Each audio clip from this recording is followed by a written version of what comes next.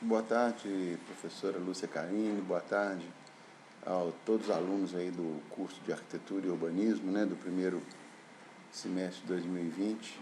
Bom, gostaria inicialmente de me apresentar.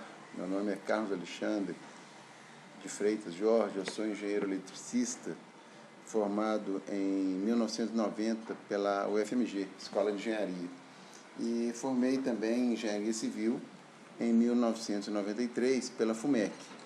E trabalho atualmente na empresa Lumens, que é uma empresa que há 30 anos elabora projetos de instalações aqui em Belo Horizonte. A empresa faz projetos para o Brasil inteiro.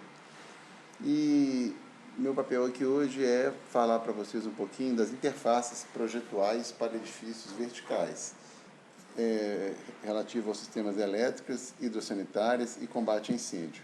Vou falar principalmente sobre como esses sistemas interferem na arquitetura e como uma concepção arquitetônica que prevê adequadamente as interfaces com esses sistemas torna-se um projeto melhor e mais harmonioso.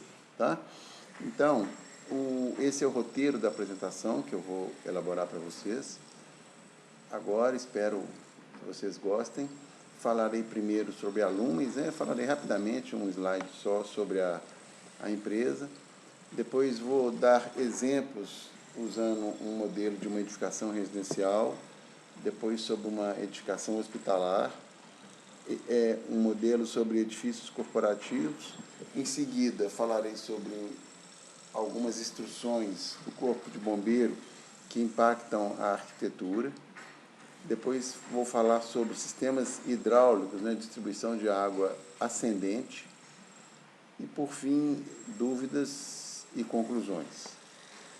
Bom, sobre a Lumens, é uma empresa mineira fundada aqui em Belo Horizonte em 1990, tem 30 anos, já elaborou próximo de 1.100 projetos de instalações, de todos os tipos de instalações, passando desde elétricas para raio, hidráulicas, esgoto, incêndio, automação, todas elas, em diversos projetos, em diversos empreendimentos.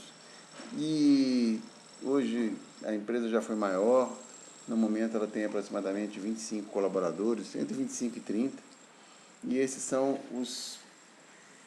alguns dos principais trabalhos já feitos pela Lumens.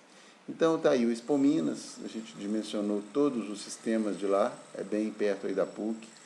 Esse segundo slide refere-se ao Maracanã. A Lumens fez toda a parte de sistemas eletrônicos e de controle, automação, toda a parte de inteligência predial do Maracanã foi dimensionada pela Lumens para a Copa de 2014. Esse outro também é um empreendimento esportivo, essa é a o Parque Olímpico da Barra da Tijuca.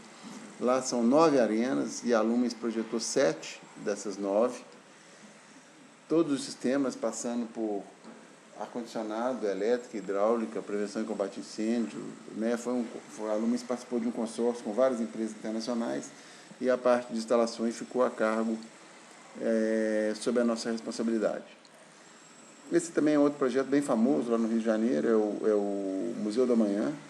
Nós fizemos também todos os projetos, passando por sistemas solares, sistemas de água e bombeamento, automação. Ele está lá no Pierre Mauá, talvez alguns de vocês, ou a maioria de vocês já deve conhecê-lo. Aí está a cidade administrativa, tem uma foto do prédio do Palácio do Governo, que também vai ser objeto dessa palestra. Dimensionamos todos os sistemas, em 2005 mais ou menos, e fizemos vários prédios residenciais, corporativos, residências, shoppings, hospitais. Esse aí da imagem é um conjunto em Manaus. Então, temos uma história, eu quis falar disso porque nós temos uma história já longa em instalações, em elaboração de projetos, de instalações e dimensionamento de sistemas em geral. Por isso que a gente fica bem à vontade para falar sobre esse tema para vocês e para qualquer um. Bom, o tema da palestra, o tema dessa aula, que é interfaces com a arquitetura desses sistemas, eu vou começar dando um exemplo de um edifício residencial, que é uma obra que está em curso no bairro Sion, em Belo Horizonte. É um prédio com 22 apartamentos, sendo 11 andares tipo, 2 coberturas, 2 apartamentos por andar. É um prédio que eu considero ele de padrão luxo aqui em Belo Horizonte. São 2 apartamentos por andar. Esse aí é a planta do pavimento tipo, até não está bem correto aí, não, é a planta do apartamento tipo, o outro é espelhado. Então, é um apartamento 4 quartos, aproximadamente 150 metros quadrados, e aí está o layout arquitetônico, que é o layout comercial. Eu quis mostrar esse layout porque esta é a planta usada para a comercialização das unidades, ou seja, quem compra o apartamento, ele compra baseado nessas informações que estão aí nessa planta. Tem um memorial descritivo, tem informações complementares, mas esse é um instrumento de venda. Então, vocês podem ver aí que tem 4 quartos, N banheiros, sala, tem tudo isso. Então, isso aí é um documento artístico, um documento técnico, um documento de arquitetura, mas ele é também um documento contratual. E aí embaixo está a planta do subsolo, que é um dos pavimentos de garagem deste prédio, e mostra todas as vagas. Então, ele também é um documento artístico, técnico, um documento de arquitetura, e ele é um documento comercial. A pessoa que comprou a unidade X, ele sabe qual é a vaga que ele vai receber por ter comprado essa unidade.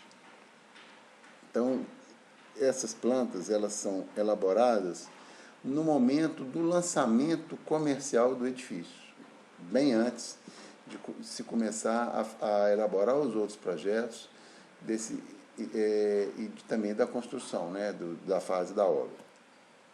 Bom, está aí um pouco ampliada a planta do subsolo, onde a gente pode ver claramente o acesso e as vagas de garagem. Começando sobre os sistemas hidrossanitários, este prédio, depois eu vou explicar um pouco melhor, ele não possui reservatório superior. Nós estudamos uma solução, depois eu vou explicar o porquê, que essa solução prevê apenas reservatórios inferiores. Então, para este prédio foram necessários 3 reservatórios de 20 metros cúbicos para água potável, para consumo, um reservatório de 15 metros cúbicos para combate a incêndio, e mais bombas, aquecedores. Todos esses dispositivos têm uma vista isométrica, para vocês terem uma noção melhor do compartimento dos reservatórios de água potável. Eles precisaram de ser abrigados em algum lugar, eles precisam de ocupar algum espaço neste prédio. E não estava previsto. Esse espaço não existia quando o prédio foi concebido, quando foi feita a primeira versão e o projeto legal de arquitetura. Aí nós aparecemos lá, precisa de criar esse espaço, precisa de colocar esse reservatório, é um espaço grande, e a solução foi possível, em função de possibilidades estruturais, acomodar esse ambiente nessa área achurada em vermelho ali na planta. Isso não é uma coisa fácil, porque a gente tem que administrar interferências com lençol freático, com blocos de fundação, com tubulões. Esse ambiente ele não pode ser apenas um buraco, ele tem que permitir acesso de pessoas, entrada e saída de equipamentos em caso de operação e manutenção. Ventilação, ele precisa de ser ventilado, porque senão o nível de umidade fica muito alto, e as bombas, os motores, os equipamentos elétricos e outros equipamentos, eles teriam uma vida útil muito pequena.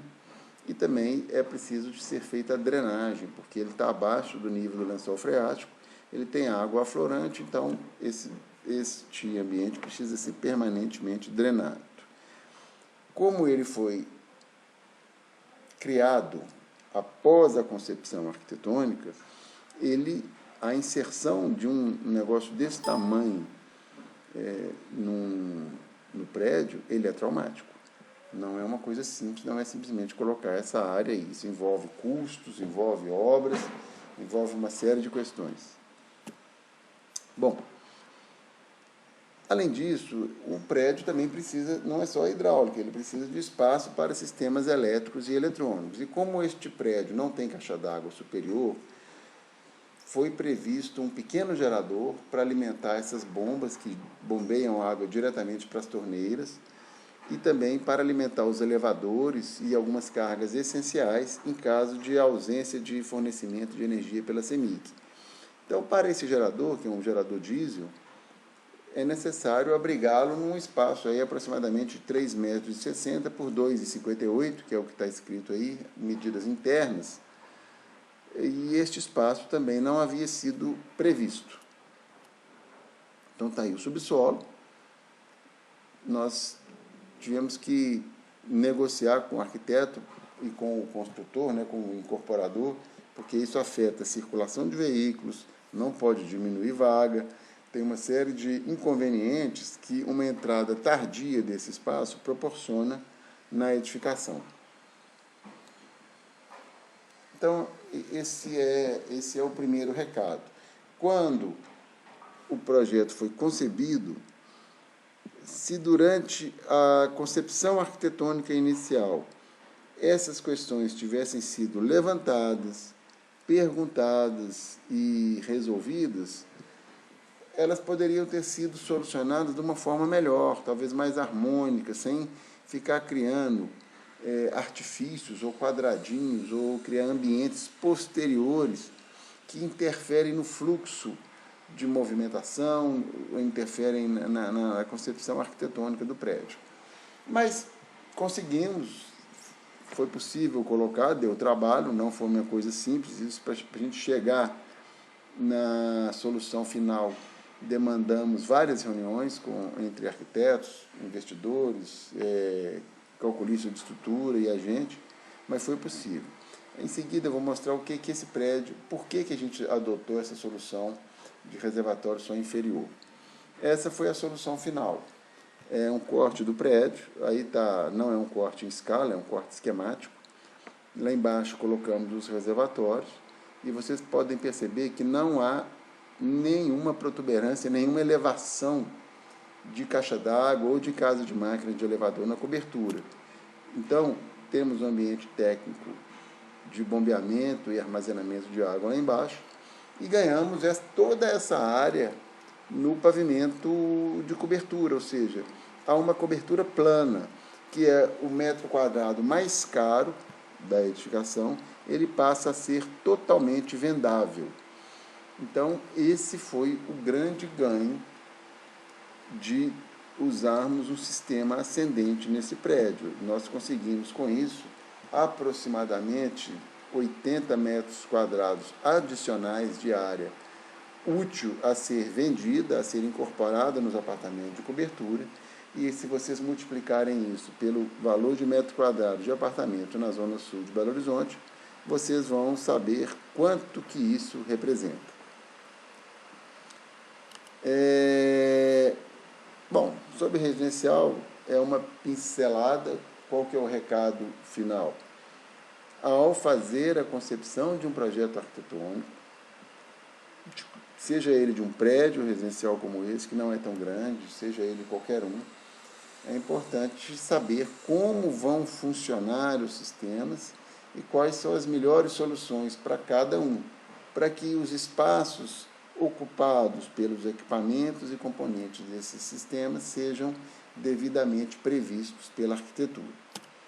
Esse já é um empreendimento bem diferente, é um hospital até grande, até famoso, é numa cidade do interior aqui de Minas Gerais, onde existe um hospital pronto, que está funcionando, aquele da imagem anterior que vocês viram, e um hospital e uma grande ampliação num terreno adjacente à parte construída, onde vão ser feitos novos leitos de internação, unidades de tratamento intensivo, pronto atendimento, além de ambientes de apoio como lavanderia, cozinha e outros. Então, esse hospital tem 9 pavimentos e a expansão também tem a mesma quantidade. Como é um hospital, nós começamos a estudar a arquitetura dele. esse aqui à direita, vocês têm uma imagem de uma parte do terreno onde que ele seria implantado, e aí está a planta do subsolo, que é o pavimento técnico da parte da expansão. Acima do térreo para cima são áreas operacionais do hospital, como recepção, pronto atendimento, unidade de tratamento intensivo, internações e por aí vai, nos pavimentos superiores. Aí, ao observar essa planta, nós não localizamos aí os ambientes técnicos para as instalações. E pensamos, por onde que vão ficar? Porque num hospital não é simples, não é uma coisa, vamos colocar uma caixinha d'água aqui, vamos colocar um painelzinho elétrico ali. Vocês vão ver o que isso representa em um projeto desse porte. Então, para os sistemas elétricos, nós optamos por colocar um conjunto de geradores, igual está aí, para alimentar todas as cargas do hospital em caso de falta de energia. Então, para isso, gasta-se um ambiente muito grande, porque eu tenho que colocar geradores, transformadores, atenuadores de ruído, dispositivo de ventilação, painéis elétricos, e isso, brincando, deu uma sala aí de 11,5 metros por 9,5 metros de comprimento. E nós devolvemos o problema para o proprietário e para o arquiteto. Aonde que nós vamos colocar isso? Além disso, eu preciso de outros ambientes técnicos. Não é só esse, eu preciso de um ambiente para entrada de energia. Isso aí segue normas da CEMIG, e eu tenho tamanhos mínimos para criar um ambiente desse, é onde que a concessionária entrega e mede a energia. Eu tenho necessidade de criar ambientes para CPD, né, que é a Central de Processamento de Dados. São ambientes grandes, porque se você pegar um hospital igual esse, as imagens que são gravadas das cirurgias, os raios-x, dos exames, ou as informações de recursos humanos, de funcionário, de ficha de paciente, todas elas são processadas e gravadas dentro de um hospital. Então, é necessário ter uma sala, um ambiente adequado para armazenamento dos servidores e dos gravadores, né, dos HDs, que armazenam e processam tudo isso. Além disso, esse hospital recebe serviços de TI de uma concessionária, pode ser a Vivo Fibra, ou a Oi, ou a Velox, ou qualquer uma, ou a NET, né? E a entrega desses serviços requer um ambiente adequado para você receber, transformar e distribuir esses sinais para os outros diversos pontos do hospital. Então, é mais um ambiente que tem que ser previsto. Além disso, eu preciso de outros grandes ambientes para instalações elétricas. Eu preciso de instalar painéis internos de distribuição, transformadores para rebaixar a tensão, né? Eu vou falar uma palavra antiga que não se usa mais na nossa área, mas é voltagem de 13.800 volts para níveis de 220, 127, que são os níveis de tensão das tomadas e dos equipamentos dentro do prédio. Além disso, eu preciso de criar uma sala de controle predial e segurança, onde que você visualiza e controla a iluminação, controla ar-condicionado, controla sistemas de evacuação, de pânico, controla bombas, controla motores, tudo isso hoje é feito eletronicamente por computador, além de visualizar as imagens gravadas pelo sistema de CFTV. Isso tudo também gasta espaço. Aí vem os espaços hidráulicos. Estou falando do mesmo hospital. Eu preciso de ter grandes reservatórios, porque é interessante eu guardar água para pelo menos 2 dias e meio. No hospital não é igual um prédio urbano comum, que a gente guarda água para 1 dia de consumo, ou 1 dia e meio. Lá foi previsto água de reuso, ou seja, a gente vai aproveitar a água de chuva na distribuição, né, para vasos sanitários, para irrigação, para algumas outras cargas. Aí eu preciso de bombas, motores, eu tenho que guardar água para combate a incêndio, eu tenho que colocar motores, né, para as bombas de combate a incêndio, e isso é um ambiente muito grande, que também não estava previsto. Então, não tinha, se vocês pegarem aquele primeiro slide que eu mostrei, não cabia nada. O subsolo, que era o pavimento técnico, já estava todo ocupado com salas operacionais do hospital. Então, não tinha solução. Então, qual foi a solução para viabilizar, para que essa obra se tornasse possível e não frustrasse tanto o investidor, quanto os projetistas, quanto o corpo médico do hospital. Ele teve que comprar o terreno vizinho, que, por sorte, estava disponível e foi possível realizar essa negociação. Eram 2 casas que foram adquiridas para instalar todos aqueles ambientes. Ou seja, a falta de previsão desses espaços na concepção inicial quase inviabilizou este projeto. Teria que ser totalmente remodelado ou então nem ser executado, né? Porque se não tiver todos os ambientes de utilidades que foram previstos, talvez não seria viável construir essa outra edificação. Então, mais uma vez, ao fazer a concepção inicial de um empreendimento, é necessário pensar em todos esses espaços. Este aí é um prédio corporativo, é um edifício no bairro Prado, que já está pronto, e eu estou mostrando aí a planta do pavimento tipo, onde as marcas vermelhas são espaços técnicos criados para descer tubulações de água de chuva, pluviais, hidráulicas e esgoto. Este prédio ele teve uma solução boa de espaços para os medidores de energia, para a parte elétrica, para alguns sistemas hidráulicos, mas não houve uma pré-solução para as descidas pluviais. Aí nós tivemos que criar vários pontos desse aí dentro das salas.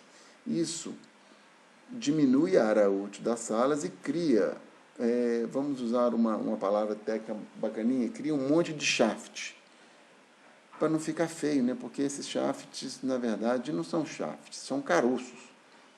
Então, nós encaroçamos, né? Nós criamos um monte de caroço no pavimento tipo desse prédio para poder abrigar as descidas pluviais. Ou seja, se a solução de percurso desses sistemas, seja eles hidráulicos, pluviais, esgoto, elétrico, não for previamente pensada, o projeto esbelto, às vezes um projeto com linhas harmônicas de arquitetura, na hora que chega um engenheiro de instalações, ou às vezes até mesmo um estrutural, ele vai ser encaroçado, ele vai ficar cheio de caroços internos. Então, prestem atenção nisso. Esse é outro edifício corporativo, bem famoso, ele é um prédio, é o Palácio do Governo, na cidade administrativa, e eu gosto de citar esse caso, porque este prédio é o seguinte, ele é um poliedro, vocês estão vendo aí um bloco retangular, totalmente suspenso e apoiado em vigas localizadas lá na cobertura, através de tirantes, e este prédio ele fica literalmente dependurado, ele não toca o solo e ele não toca também esses pilares laterais, então ele fica dependurado. Tá, e um corte transversal desta edificação. Então, vocês podem ver que o corpo da edificação ele está totalmente apoiado naqueles tirantes superiores. Aí a gente pensa, pô, mas tá bom, como é que eu vou fazer para tirar o esgoto daí? O prédio não encosta no chão, não encosta nos pilares do lado, como é que a gente faz? Ainda tem outras questões mais delicadas, né? Não tão difíceis quanto o esgoto, mas se bater um raio no prédio, como é que eu vou conduzir o raio, a descarga elétrica para o solo, para o aterramento? Né? Não é na terra, aterramento é na terra. Eu tenho que combinar com o raio, que quando ele bater, ele vai subir e depois ele vai descer pelos pilares, mas e se o raio não concordar? Né? Não gostei não, eu vou direto. Então, podem acontecer buracos ou acidentes quanto a isso. Mas eu não vou falar do para-raio, não, vou falar do esgoto. O cara que está ali no primeiro andar, ele dá descarga, e aí? Nós vamos criar uma rede debaixo do prédio, colocar uma tubulação lá nesse prédio lindo, maravilhoso, vai ficar um cano ali debaixo para descer o esgoto? Aí nós perguntamos para o arquiteto, e aí, como é que você quer fazer? Só que o arquiteto, ele, mais experiente, ele já tinha trabalhado em outras soluções do tipo, ele criou no bloco central, que é na caixa de escadas, uma passarela interligando a caixa de escadas, no meio, na lateral de uma das laterais, onde seria possível passar tubulações. Só que essa passarela está lá no quarto andar. Então, todo esgoto ele tem que subir até o quarto andar, passar por esta passarela e depois descer pelo prédio da caixa de escadas até chegar nas caixas de esgoto que ficam no solo, no subsolo. Para isso, teve que se utilizar uma solução de esgoto a vácuo. Criou-se uma bomba de vácuo, né? Instalamos, projetamos, dimensionamos uma bomba de vácuo que fica numa área técnica no subsolo.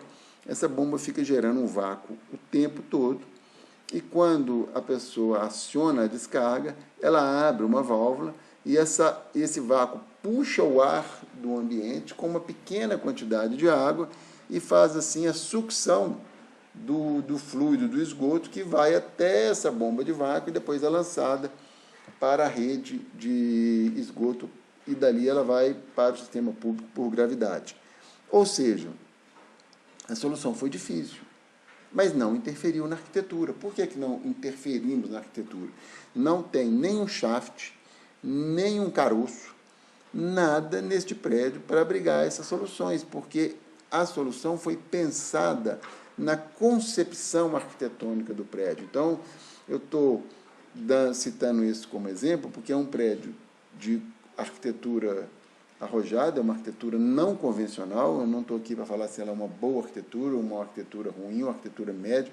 É uma arquitetura não convencional, difícil de ser projetada, difícil de ser construída, mas foram dadas soluções para as instalações que não provocaram volumes, caroços, shafts não previstos pelo arquiteto. Então, pelo ponto de vista de harmonização entre as instalações e a arquitetura, esse é um caso bem sucedido. Não tivemos problemas no dimensionamento dos sistemas, e apesar de serem dimensionamentos difíceis, que demandaram cálculos bem complexos.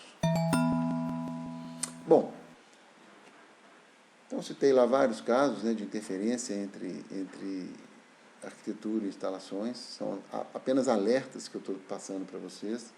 E agora eu vou citar algumas normas do Corpo de Bombeiro que impactam a arquitetura, que são, eu considero, de conhecimento obrigatório de vocês ao fazer a concepção de um prédio, para evitar situações como a que a gente enfrentou aqui. Eu tenho uma edificação que o projeto dela já estava pronto, isso também é um hospital, e ao avaliarmos o projeto arquitetônico e enquadrá-lo nas exigências do Corpo de Bombeiro, nós percebemos a necessidade de criar anticâmaras e elevadores de emergências que não estavam previstos.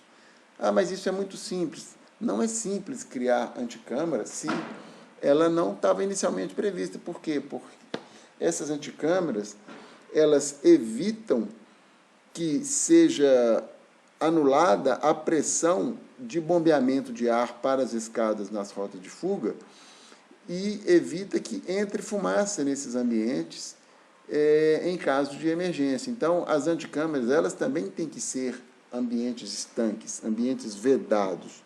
E, às vezes, dependendo de como que foi feita a concepção inicial, esse espaço aqui, por exemplo, a gente não conseguiu vedá-lo adequadamente.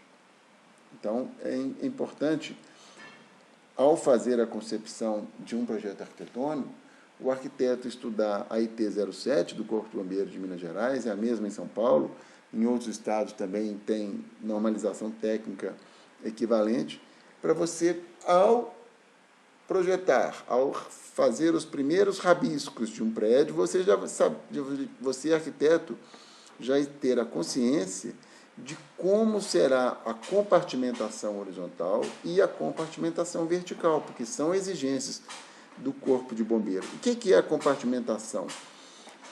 Quando você compartimenta um ambiente para sistemas de combate a incêndio, significa que não é possível o fogo que comece em um ambiente ou a fumaça desse incêndio atingir o outro ambiente, porque eles estão compartimentados.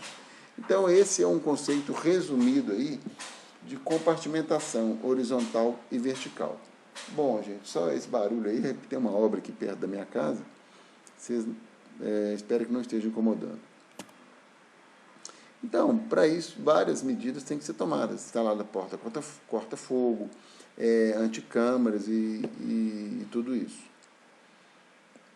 Como são dois ambientes diferentes, né, esse projeto, nesse setor aqui, ainda tem um pavimento grande, é aquele mesmo hospital existente, a compartimentação se deu nessa linha, ou seja, o que pegar fogo desse lado não pode passar para o outro e vice-versa. Mesma coisa a fumaça. Outras normas, outros itens do bombeiro que causam impacto na arquitetura são as saídas de emergência, que estão explicados na IT 08 do Corpo de Bombeiro. Muitas vezes, nós precisamos de criar rotas e percursos para orientar e criar um percurso de saída e evacuação do prédio em caso de emergência. Isso, às vezes, é muito difícil. Esse, por exemplo, é um projeto do mesmo arquiteto lá da cidade administrativa, que é uma catedral, uma igreja, é uma grande catedral que está sendo construída aqui em Belo Horizonte, na região ali da Cristiano Machado, indo para o aeroporto de Confins.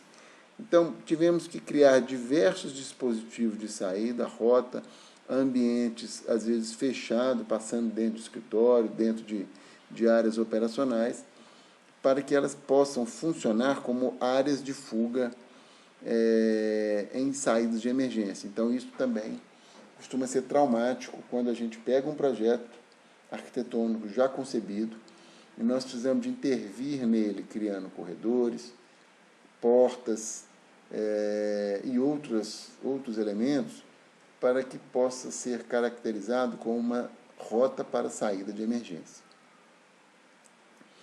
Pressurização de escada de emergência, IT 10, esse é um item muito importante, porque quando você pressuriza uma escada, você pode precisar de colocar uma anticâmara, e isso é um sistema caro, tanto na parte de mecânica, de pressurização mesmo, quanto ocupação de espaço. Então, esse aí é um caso difícil desse pavimento, porque é necessário uma anticâmara, mas não foi prevista essa anticâmara. Então, teria que transformar aquela circulação que está aqui junto à caixa de escada num ambiente de anticâmara. E isso, às vezes, é traumático, às vezes não é possível. Mesma coisa desse outro lado aqui. Eu estou mostrando aquele mesmo projeto do hospital. Então, ao elaborar um projeto, é necessário vocês verificarem se vai ser necessário pressurização das escadas de emergência e também anticâmaras, para que, na concepção, vocês, arquitetos, já pensem na solução para abrigar esse tipo de recurso, esse tipo de exigência do Corpo de Bombeiro. Isso tem vários parâmetros que determinam se vai ou não precisar destas anticâmaras e escadas de emergência. Está tudo descrito na IT 10. Outra norma que provoca muito impacto, às vezes eu já percebi até ter que refazer a obra, é a IT 38, que fala sobre controle de materiais de acabamento e revestimento.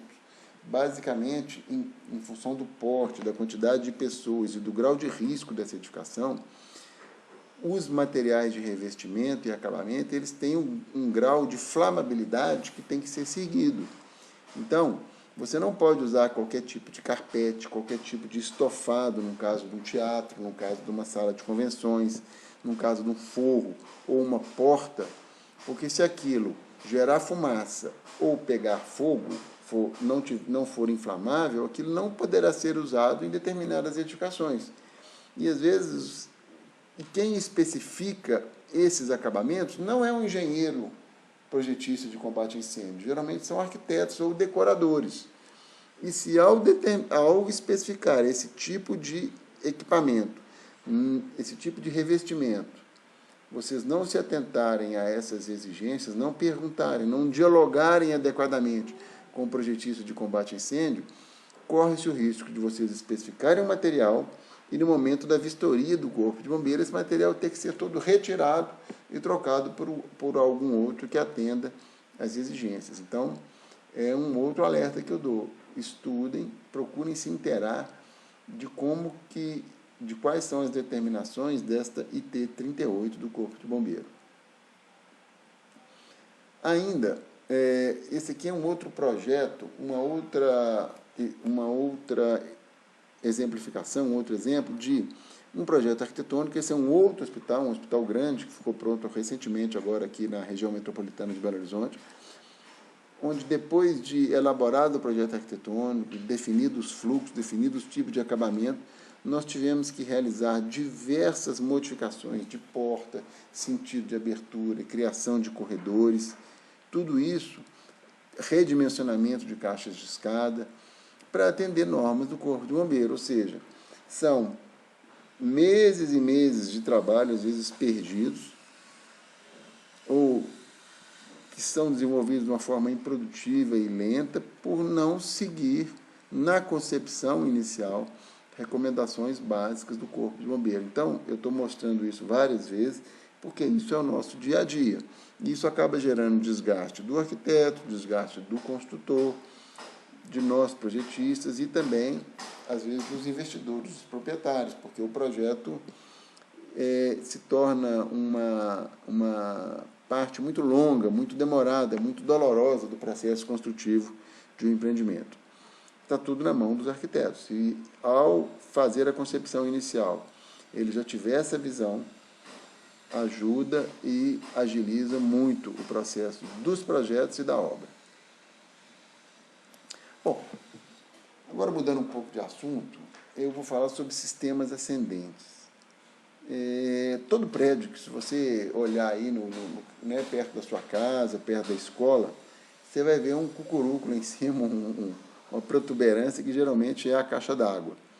Essa é a solução muito comum usada no Brasil, principalmente em Belo Horizonte, em outros estados, outras capitais, isso já vem sendo abolido.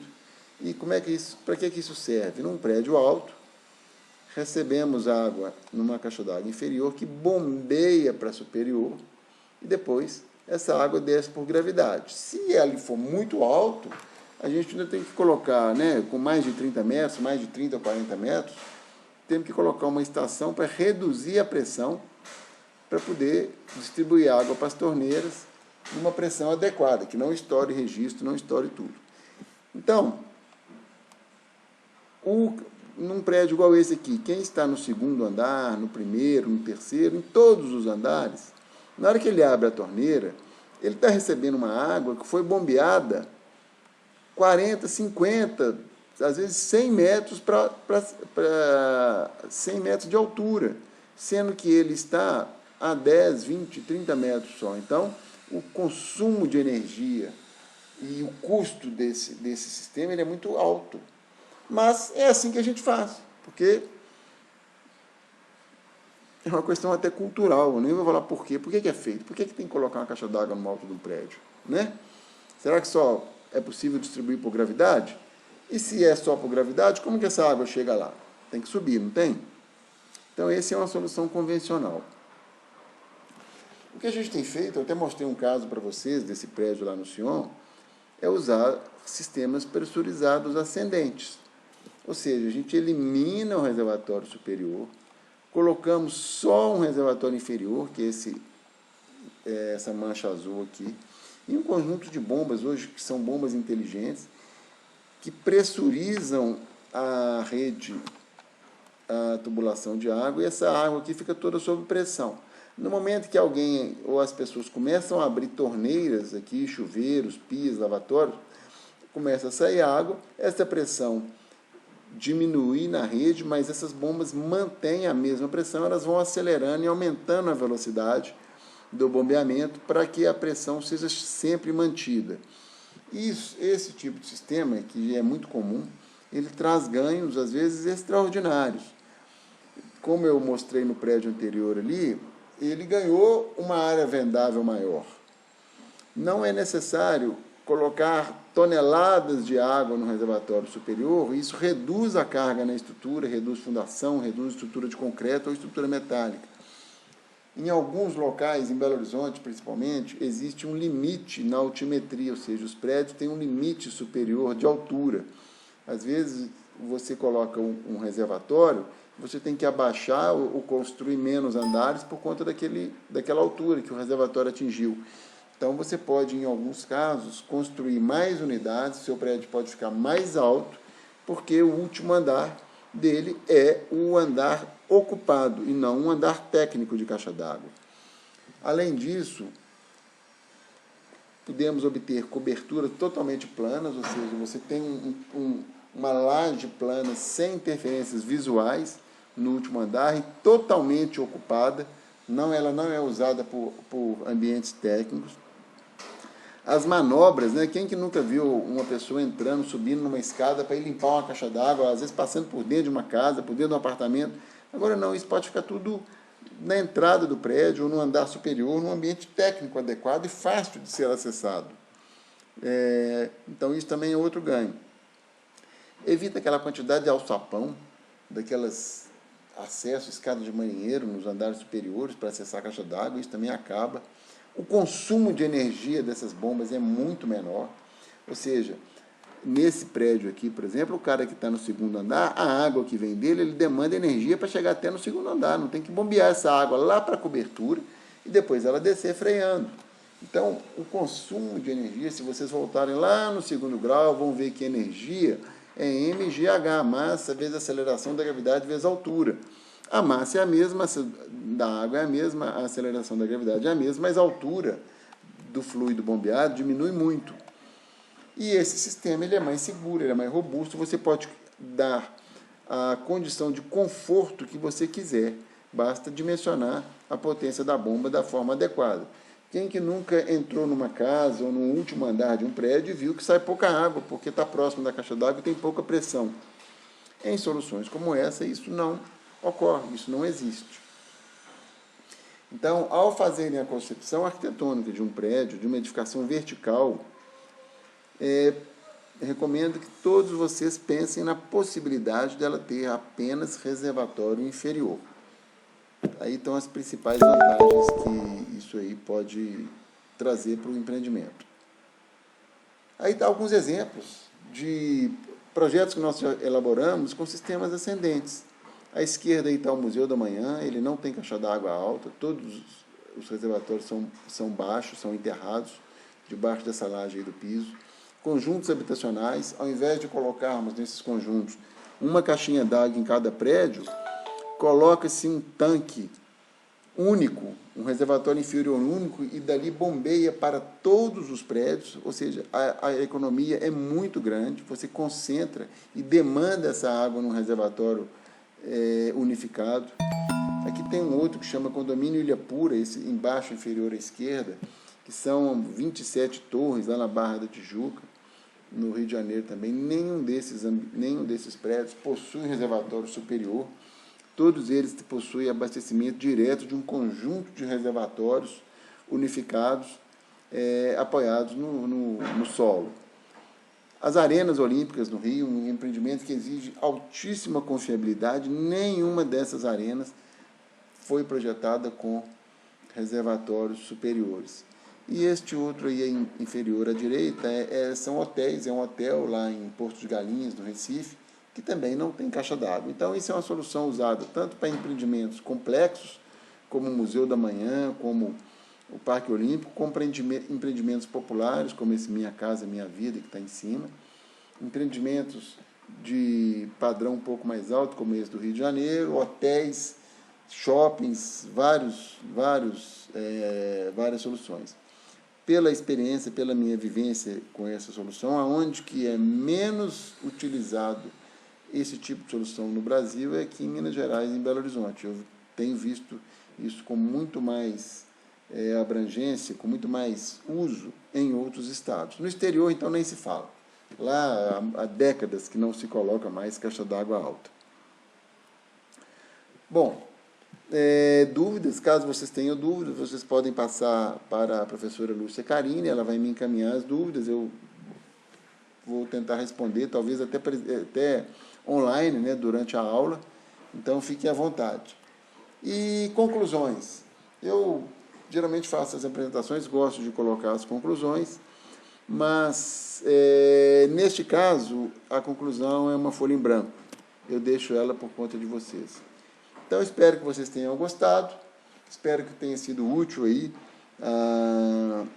para o conhecimento de vocês essa apresentação, e agradeço mais uma vez a oportunidade que a professora Lúcia me deu para fazer esse trabalho, gente. Muito obrigado e até uma próxima vez.